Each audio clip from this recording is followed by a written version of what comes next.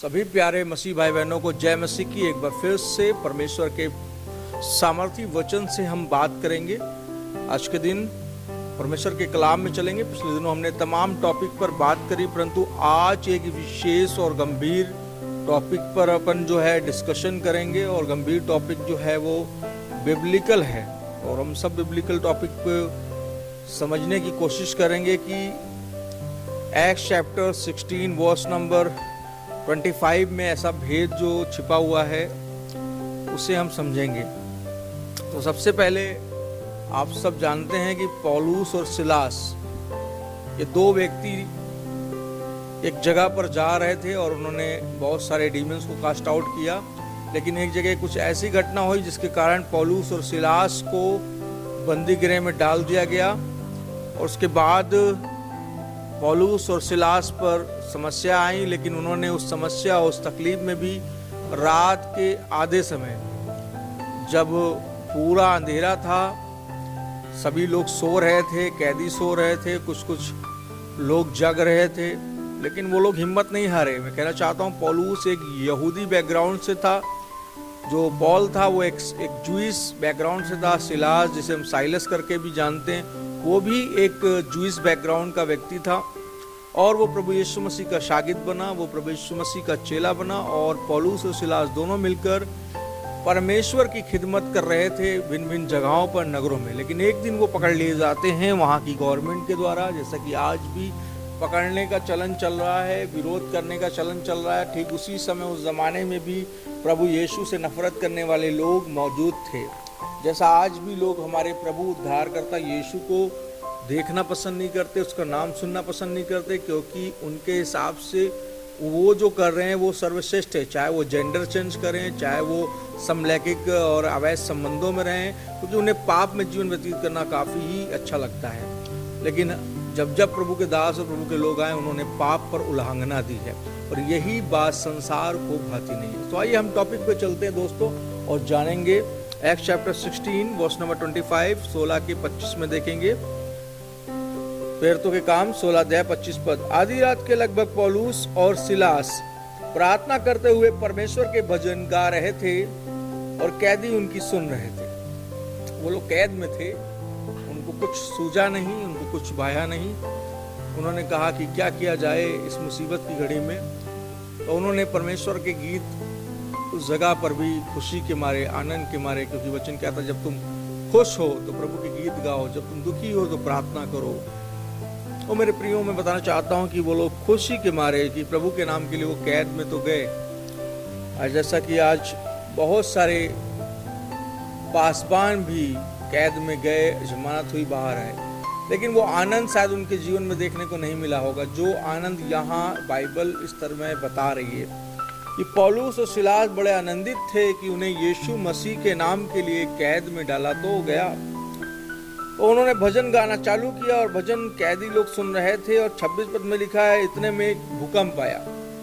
उनकी आराधना में इतनी सामर्थ थी, उनकी प्रार्थना में इतनी सामर्थ थी, इतनी अनॉइंटिंग थी कि जब वो गाते थे तो वहाँ का माहौल, एटमॉस्फेयर चेंज हो जाता था। मेरे प्रियो, परमेश्वर की दिल से भक्ति करने वाले लोग जब गाते हैं तो वहाँ का माहौल ही बदल जाता है। आपने देखा होगा कई बार जो परमेश्वर की तन मन से आराधना करते हैं, उनके जीवन बदले हुए होते हैं, उनके जीवनों में आशीषें भरमार होती हैं।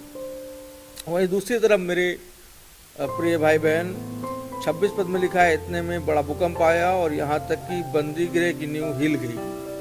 वो भूकंप इतना बड़ा था कि जो जेल थी उसकी जो नींवें थी, फाउंडेशन तक हिला दी परमेश्वर ने उस प्रार्थना के द्वारा। क्योंकि वचन कहता है कि आराधना से जब नरक हिल सकता है तो संसारिक चीजें क्या है।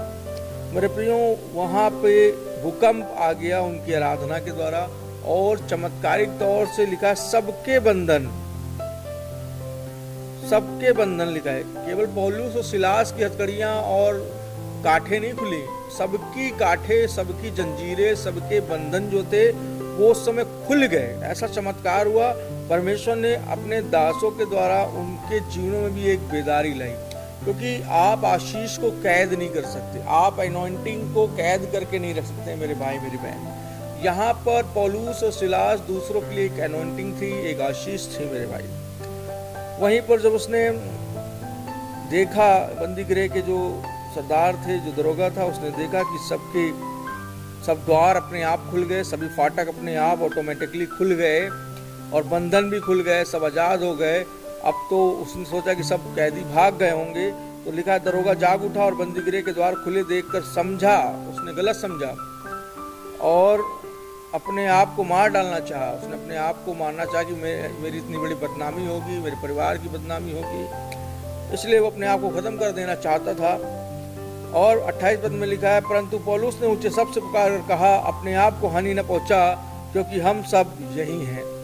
पौलुस और सिलास के शब्दों में इतनी ताकत थी कि वहाँ से कोई भी भागने नहीं पाया, क्योंकि उन सब के ऊपर परमेश्वर की महिमा, परमेश्वर का अनुग्रह आ गया।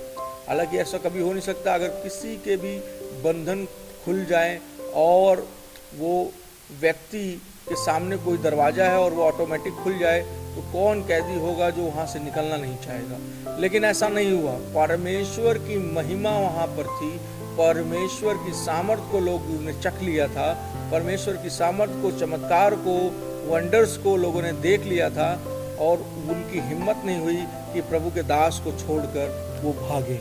वो और जानना चाहते थे, वो और सुनना चाहते थे। आगे लिखा है 28 पद में, पौलुस ने पुकार कर उन्हें मना किया। 29 पद में, जब दिया मंगवा कर भीतर गया और कांपता हुआ पौलुस और सिलास के आगे गिरा। ये वही दरोगा है जिसने पौलुस और सिलास को बेते मारी थी, पौलुस और सिलास की निंदा करी थी और इसने उनके बारे में गाली गलौज किया था। लेकिन जब परमेश्वर का चमत्कार हुआ तो यही व्यक्ति उनके पैरों पर गिरा। मेरे प्रियो, परमेश्वर का जब काम होता है प्रभु का, तो प्रभु बड़े बड़ों को अपने दासों के आगे, अपने लोगों के आगे, अपने प्रार्थना करने वाली कौम के आगे झुका देता है। मेरे प्रियो, 30 पद में लिखा, उसने बाहर लाकर कहा, हे सज्जनों, उद्धार पाने के लिए मैं क्या करूं?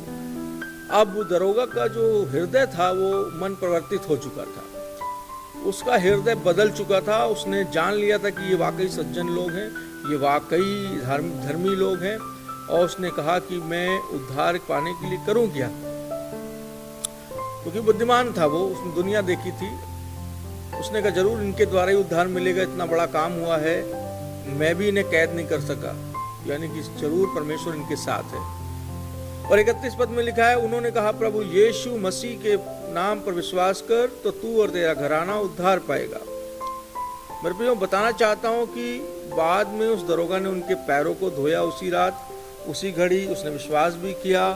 और बाकी की कहानी आप आगे का देख सकते हैं कि उसमें मेंशन है कि उसने उनके पैरों को धुला और उनका खातिरदारी किया। और हम जान सकते हैं समय की, इस समय परमेश्वर आपके जीवन में भी कुछ ऐसा कर सकता है, क्योंकि परमेश्वर कभी ना बदलने वाला परमेश्वर है। कलाम कहता है यीशु मसीह आज कल युगानुयुग। इब्रानियों 13 अध्याय 8 पद में लिखा है, यीशु मसीह आज कल युगानुयुग एक सा है।